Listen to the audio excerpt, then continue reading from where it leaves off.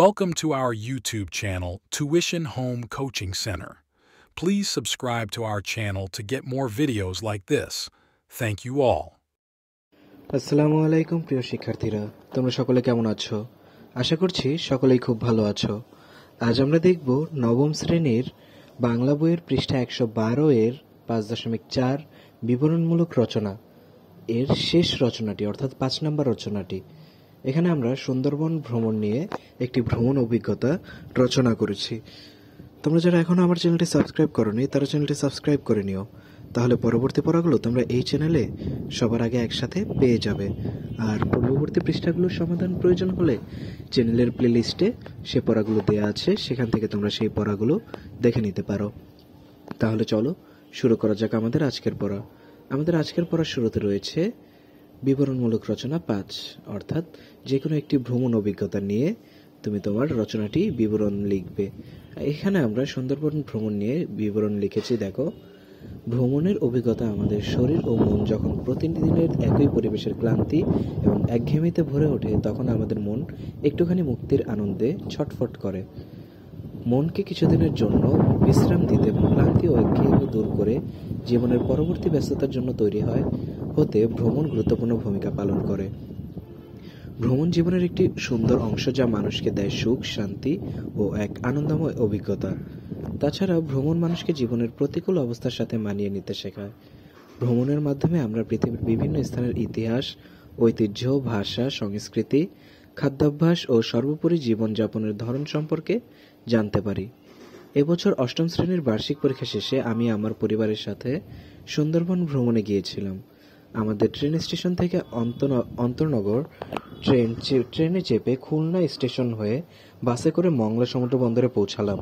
সেখান থেকে লঞ্চে করে সুন্দরবনের মধ্যে আমাদের প্রবেশ শুরু হয়। বেশ খানিকটা যাওয়ার পর দেখা যায় বিভিন্ন ধরনের নাম না জানা গাছ।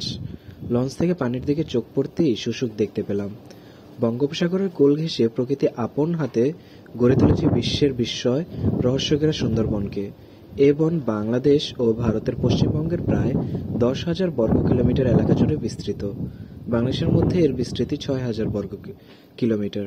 1997 সালে ইউনেস্কো বিশ্ব ঐতিহ্যবাহী স্থান হিসেবে সুন্দরবনকে স্বীকৃতি দেয়। এখানে রয়েছে পৃথিবী বিখ্যাত রয়্যাল বেঙ্গল টাইগার, সুদৃশ্য চিত্রল হরিণ, বানর, হনুমান, অজগর সহ নানা প্রজাতির সাপ, কুমির এবং শতাধিক প্রজাতির বিভিন্ন আকৃতির রং বেরঙের পাখি। এরপর দেখো রয়েছে জরিপ মতে প্রায় 500 বাঘ এবং 30,000 চিত্রল হরিণ রয়েছে সুন্দরবন এলাকায়। বনের ভেতরে পৌঁছানোর পরের দিন জঙ্গলে বেরিয়ে দেখতে পেলাম ঘন বনের ফাঁক দিয়ে সূর্যের আলো মাটিতে এসে পড়েছে। সুন্দরবন প্রাকৃতিক বৈচিত্র্যে ভরপুর।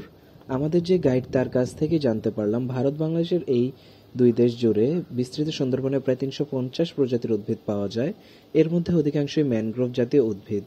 পথে চলতে চলতে চোখে পড়ল বিভিন্ন ধরনের সুন্দর সুন্দর সব ফুল আর লতা।